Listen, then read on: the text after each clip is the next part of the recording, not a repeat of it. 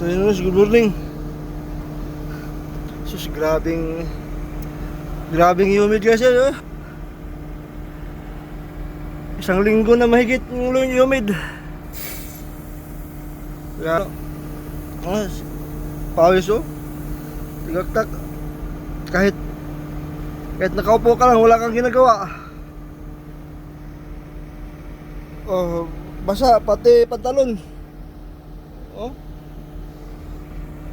Pati pantalon. Basa nga yung mga tubig. Yan, oh.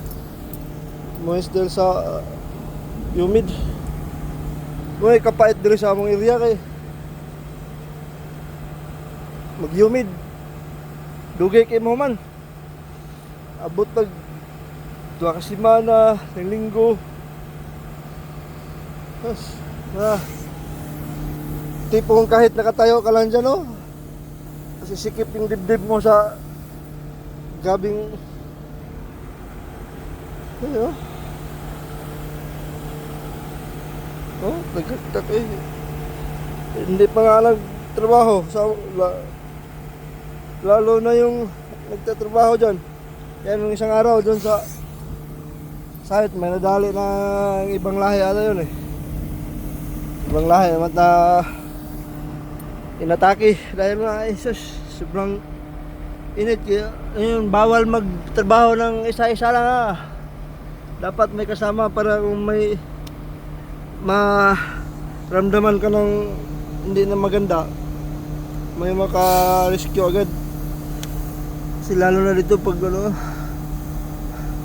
pag yung dyan nagtatrabaho sa labas eh, wala po. Kami nasa loob lang naman ng kain, may aircon naman. Yung dyan kawawa nasa field, yung kawawa kasi gabi init yun, gabi humid. Umaga anong oras na ngayon, oh? 5 pa, 5:30 pa. Pero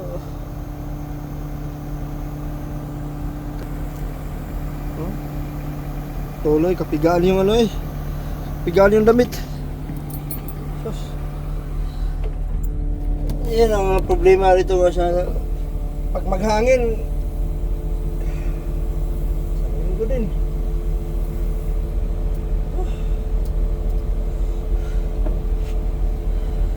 Sikip nga ang dibdib mo kahit nakatayo ka lang.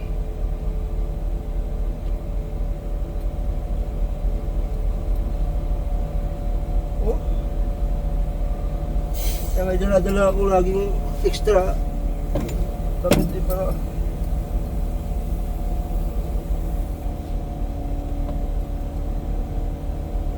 ibang lahi ata yung doon sa site na inatake daw.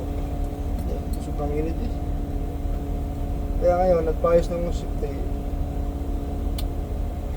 Bawal magtrabaho pag mag-isa ka lang. Dapat may kasama ka.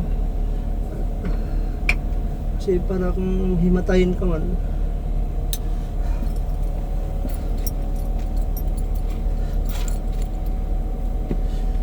Dapat lagi din tubig. Importante tubig. Sa ganitong panahon na mainit, sus. Importante tubig. Talaga. Inom lang ng tubig. Para di. So guys, no, ingat tayo dito sa Middle East. Grabing init. Mahirap na katawan ng puhunan. Kaya kung may naramdaman na iba, pahinga. Huwag pilitin magtrabaho. Advice sa mga OFW, lalo na dito sa Saudi, kasi grabe init dito ngayon. Yung guys, to, good morning. Wala pa mo, no?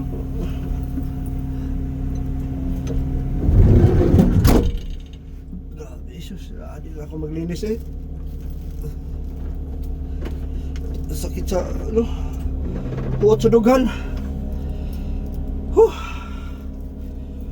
Assalamualaikum warahmatullahi. Good morning, good morning.